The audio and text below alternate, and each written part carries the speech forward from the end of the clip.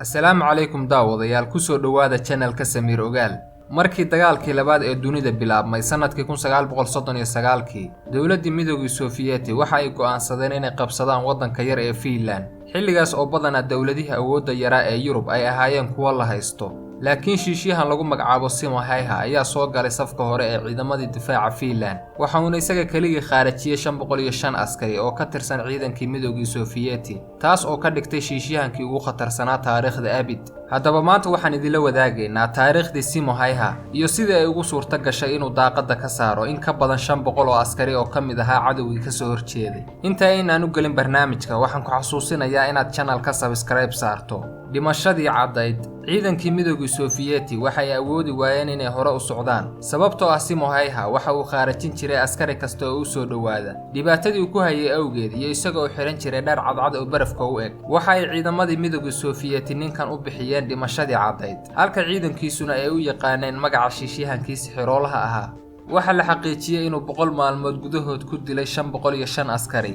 buug uu qoray taliyihiisii ciidanka ayuu ku sheegay inuu dilay 542 askari isagoo adeegsanaya qori rifle ah, halka taariikhyahano kale ay sheegeen inuu dilay tiro intaa ka badan, balse dhammaantood waxay isku raaceen in askarta uu dilay aysan ka yareen 505 askari, taas oo uu ku galay kaalinta koowaad shiishiyahankii ugu khatarsanaa taariikhda, halka kaalinta labaadna uu ku jiro shiishiyahan Sofiyeet ah oo lagu magacaabo Ivan Sidorenko, kaas oo dilay 500 oo askari. dhinaca kale Simo Häyhä ayaa la sheegaa inuu mararka qaarkood adeegsan jiray qoryaha darandooriga u dhaca, taas oo tirada askarta uu dilay ka dhigi karta ilaa 800 oo askari. dagaalka oo socday xilligii qaboobaha kaliya ama 3 bilood, waxa uu ninkan maalin kasta dili jiray 5 ilaa 6 askari, halka maalin ka mid ah uu dilay 40 askari, 2 maalmood oo kalena uu kala dilay 25 iyo 20 askari. Simo Häyhä ayaa arrintan ku mutaystay dallacsiin aad u sareysa.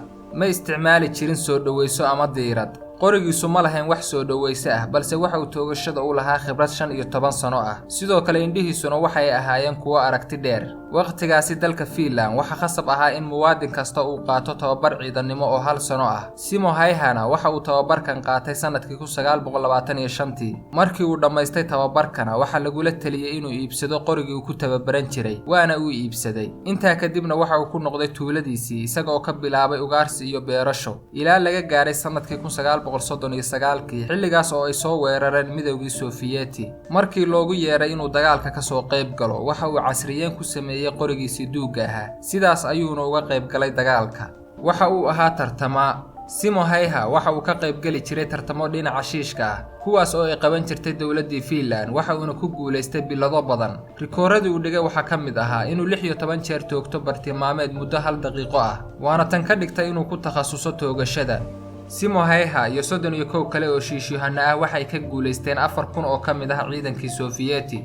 waxa isaga iyo 31 askari oo kale loo diray inay hor istaagaan 4000 oo ciidamadii Sofiyeetka ka mid ah, waxayna ku guuleysteen inay hor istaagaan ilaa dagaalkii ka dhamaaday. waxyaabaha u sahlay inay ka guuleystaan waxa ka mid ahaa ciidanka Sofiyeetka oo xiran jiray direys cagaar ah, taas oo Simo iyo ciidankiisa u sahashay inay si fudud u arkaan askariga. sidoo kale ciidankii Sofiyeetka oo aan lahayn saraakiil khibrad leh, sababtoo ah hogaamiyihii Sofiyeetka ee xilligaasi waxa uu dili jiray saraakiisha khibradda badan leh isagoo ka cabsan jiray inay afgambiyaan, waxaana taasi in khasaare gaaraya 400,000 oo askari ay ku dhacaan ciidankii Sofiyeetka, halka ciidankii Finland khasaarahoodu ahaa 66,000 oo kaliya.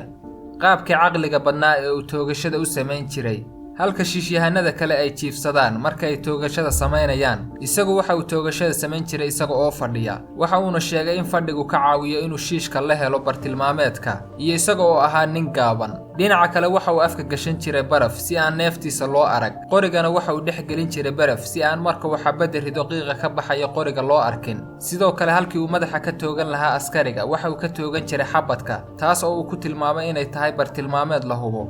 toogashadii isaga la toogtay. Simo Häyhä waxa uu laf dhuun gasha ku noqday ciidankii Sofiyeetka, waxayna markii hore madaafiic ku duqeyn jireen meelaha ay ku tuhmayaan inuu joogo, laakiin markii dambe waxay isaga awgi u sameeyeen koox askar shiishiyahano ah. in badan oo ka mid ah askartaasna waa uu laayay, laakiin maalin maalmaha ka mid ah ayaa askari nasiib badan la helay toogasho, waxa uuna xabad kaga dhuftay wejiga. inkasta oo xabadu la baxday qayb dhan oo daanka ka mid ah, Simo Häyhä ma uusan dhiman, waxaana qalliino badan oo lagu sameeyay uu caafimaaday maalin kadib markii dagaalkii dhamaaday. noloshiisii dheerayd. sanadkii 1961 ayay dowladdii Finland siisay guri iyo beer halkaas oo uu ka sii watay noloshiisii waxaana markii dambe uu u guuray guri ku yaalay magaalada halkaas oo uu ku qaatay noloshiisa intii kale ilaa uu ka dhintay isaga oo 96 sano jir ah sanadkii 2002 waana shiishyahankii ugu khatarsanaa ee adduunka soo mara ilaa waqti xaadirkan.